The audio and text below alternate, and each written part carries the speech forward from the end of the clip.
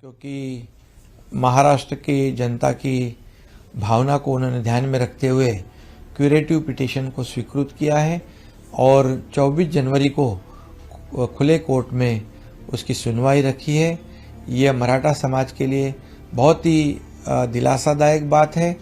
उनको जो आरक्षण मराठा समाज को सामाजिक और शैक्षणिक बैकवर्डनेस उनका जो सिद्ध करना है, इसलिए ये बहुत बड़ी बात है।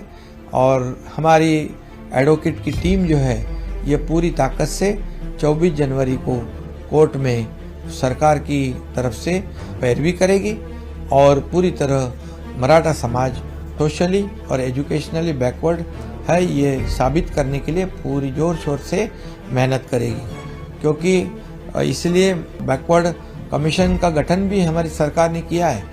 एम्पिरिकल डेटा जो है लार्ज स्केल पर वो गठित करने का, कलेक्ट करने का काम भी हमारी बैकवर्ड कमीशन है वो कर रहा है। हमने उनको भी विनती की है जल्द से जल्द ये एम्पिरिकल डेटा और रिपोर्ट सरकार को सादर करे और निश्चित रूप से इसका भी फायदा 24 जनवरी को हियरिंग में निश्चित रूप से होगा। क्योंकि पिछले समय में जब मराठा समाज का आरक्षण रद्द करते समय जो त्रुटियां, जो खामियां, जो ऑब्जर्वेशन कोर्ट ने रखे थे, उसको ध्यान में रखते हुए पूरी तरह ये मराठा समाज कैसे रहता है, उसकी क्या हालत है और मराठा समाज सोशली, एजुकेशनली कैसा बैकवर्ड है, ये साबित करने के लिए हमारी टीम काम करेगी। और निश्चित रूप से अब मुझे पूरा विश्वास है कि मराठा समाज को न्याय मिलेगा।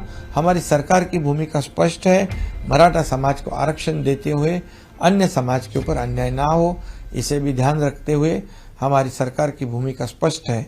और अभी ये भी मैं कहूँगा कि जरांगे पाटिल जी को आंदोलन करने की नौबत नहीं आएगी, क्योंकि अभी काम शुरू हुआ है। जो क्यूरेटिव पिटीशन जो है वो लाइव हो चुकी है और इससे मराठा समाज को निश्चित रूप से न्याय मिलेगा।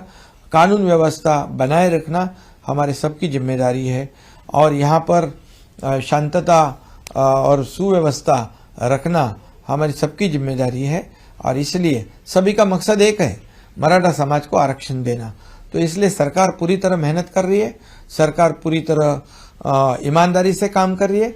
इसलिए सरकार पर विश्वास रखना ये भी जरूरी है और इसलिए सभी लोगों ने संयम रखना, संयम बरतना जरूरी है। इतना ही आह्वान, विनती मैं आज के इस उपलक्ष्य में